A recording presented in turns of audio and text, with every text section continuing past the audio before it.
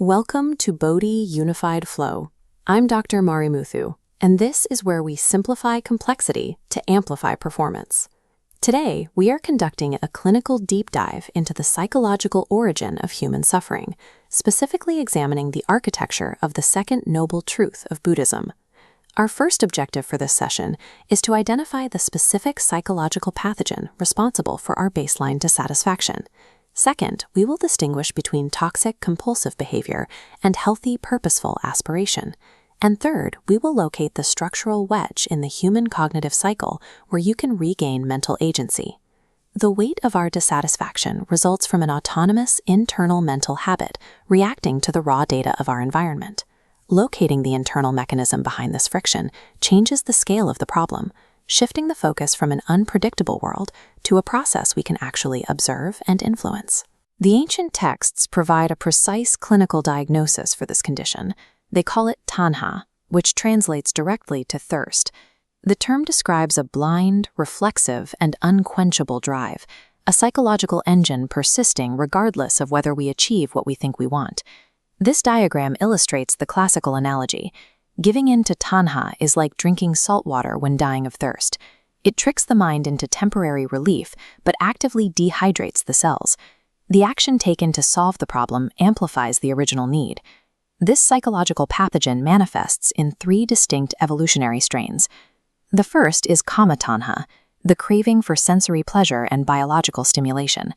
This line graph maps the diminishing returns of our modern dopamine loops. It is the pulse that makes us doom scroll past the point of interest or eat past the point of fullness. The second strain is Bhava Taṇhā, the desperate craving for existence, identity, and solidifying a self.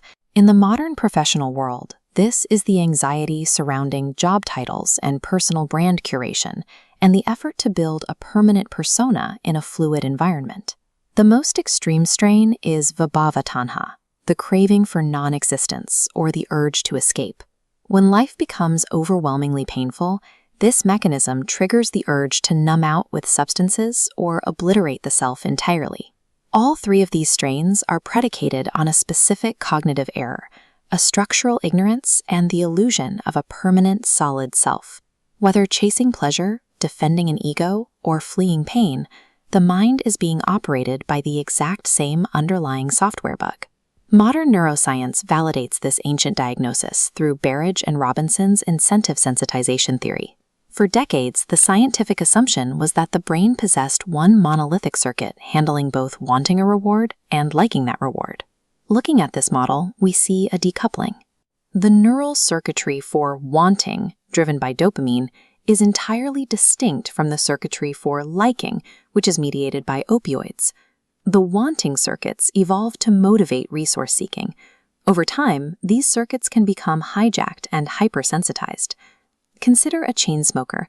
Their body feels physically ill, and the actual pleasure derived from the cigarette has plummeted to zero, yet the brain autonomously demands the next hit. This data shows how the mind can be driven to seek experiences providing no actual enjoyment, a neurobiological parallel to the ancient diagnosis of blind thirst. This mechanism isn't just an abstract philosophical metaphor. It is an autonomous, hardwired biological engine driving human misery. A common misinterpretation is that this diagnostic framework demands humans eradicate passion and become passive entities. The texts actually demand a razor-sharp clinical distinction between two entirely different forms of desire. On the left side of this comparison, we have the blind, reactive, and consuming nature of Taṇhā.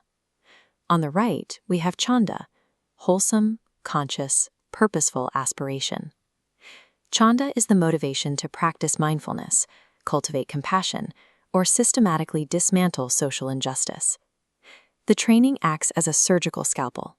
The goal is to excise the toxic reflex of Taṇhā while leaving the host's purposeful motivation completely intact.